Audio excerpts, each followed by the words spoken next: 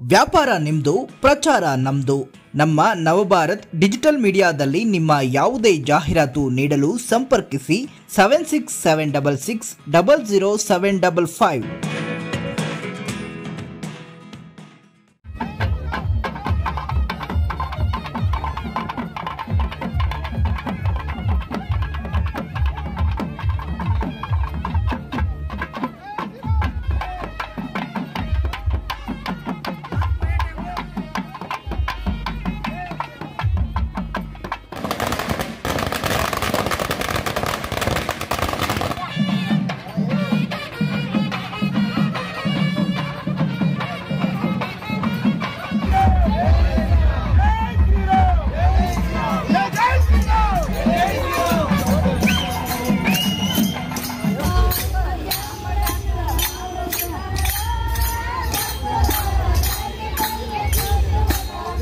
ರಾಮಸಾಗರ ಗ್ರಾಮ ಪಂಚಾಯತಿ ವ್ಯಾಪ್ತಿ ಎಲ್ಲ ಪಂಚಾಯತಿ ಸದಸ್ಯರು, ಅಧ್ಯಕ್ಷರು ಪಕ್ಷಭೇದ ಮರೆತು ಈ ಕಾರ್ಯಕ್ರಮದಲ್ಲಿ ನಮ್ಮ ಕಲಿಯುಗ ಪುರುಷ ಅವರು ಜಪ ಮಾಡಿದ್ರೆ ನಾವು ಕೋಟಿ ಪಾಪ ಮಾಡಿದ್ರು ಹೋಗ್ಬಿಡ್ತದೆ ಅಂತ ಹೇಳ್ತಾರೆ. ರಾಮನಾಮ ಮಹಾನಾಮ, ಆ ನಾಮವನ್ನು ಎಲ್ಲರೂ ಜಪಿಸಿ ಊರುಗಳಲ್ಲಿ ಬಹಳ ಅದ್ಭುತವಾದ ಪೂಜೆಗಳನ್ನು ಮಾಡ್ತಾ ರಾಮನ ಅಯೋಧ್ಯೆಯಿಂದ ಬಂದಿರತಕ್ಕಂಥ ಅಕ್ಷಂತೆಯನ್ನು ಆ ಊರಲ್ಲಿ ಪ್ರಮುಖರನ್ನ ಒಂದು 10-20 ಜನ ಸೇರಿಸಿ ಅವ್ರ ಕೈಗೆ ವಿತರಣೆ ಮಾಡಲು ಕೊಟ್ಟು ಎಲ್ಲ ಊರುಗಳಲ್ಲಿ ಬಂದು ಮೆರವಣಿಗೆ ಮೂಲಕ ಪಂಚಾಯಿತಿಯೆಲ್ಲ 10 ಊರುಗಳು, ಒಂದು ಚಿಕ್ಕೂರು 11 ಊರುಗಳು ಸೇರ್ತದೆ. ಎಲ್ಲ ಊರುಗಳಲ್ಲಿ ಮೆರವಣಿಗೆ ಮೂಲಕ ಹೋಗ್ಬಿಟ್ಟು ಪಕ್ಷಭೇದ ಮರೆತು ಜನರು ಇಂದು ನಾವೆಲ್ಲ ಒಂದು, ನಮ್ಮ ರಾಮ ಇವತ್ತು ಅಯೋಧ್ಯೆಯಲ್ಲಿ ನೆಲೆಸ್ತಾ ಇದ್ದಾನೆ. ಬಹಳ ದಿನಗಳ ಶ್ರಮದಾನ ಇದು, ಬಹಳ ವರ್ಷಗಳಿಂದ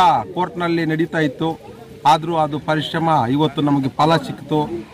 ರಾಮನಾಮ ಎಲ್ಲರೂ ಜಪ ಮಾಡಿದ್ರೆ ಒಳ್ಳೇದಾಗ್ತದೆ ಅನ್ನೋ ಉದ್ದೇಶದಿಂದ ಪ್ರತಿಯೊಬ್ಬರು ಪಕ್ಷಭೇದ ಮರೆತು ರಾಮನಾಮವನ್ನು ಜಪಿಸ್ತಾ ನಮ್ಮನ್ನು ಊರುಗಳಲ್ಲಿ ಆಹ್ವಾನಿಸ್ತಾ ಇದ್ದಾರೆ. ರಾಮ ಭಕ್ತರಾಗಿದ್ದಾರೆ. ಮುಂದಿನ 22ನೇ ತಾರೀಕು ಕೂಡ ಪ್ರತಿಯೊಂದು ಊರಿನಲ್ಲೂ ಕೂಡ ಪ್ರತಿಯೊಂದು ಯಾವುದೇ ಒಂದು ಗುಡಿ ಇರಲಿ, ಆ ಗುಡಿಯಲ್ಲಿ ಪೂಜೆಗಳು ಮಾಡಿ ಮುಂದಿನ ದಿನಗಳಲ್ಲಿ 22ನೇ ತಾರೀಕು ಭಕ್ತಿಯಿಂದ ಆ ರಾಮನ್ನ ಸ್ಮರಿಸಬೇಕು ಅಂತ ಎಲ್ಲರ ರಾಮ ಭಕ್ತರು, ಹಿಂದೂ ಕಾರ್ಮಿಕರು ಮತ್ತು ಇದಕ್ಕೆ ಮುಸಲ್ಮಾನರು ಕೂಡ ಕೆಲವರು ಸಾಥ್ ಕೊಡ್ತಾ ಇದ್ದಾರೆ. ರಾಮ ಅಂದರೆ ಅಲ್ಲ, ಅಲ್ಲ ಅಂದರೆ ರಾಮ ಅನ್ನೋದು ಕೆಲವರು ಮುಸ್ಲಿಮ್ನಲ್ಲೂ ಕೂಡ ಒಂದು ಐಕ್ಯತೆ ಬಂದಿದೆ.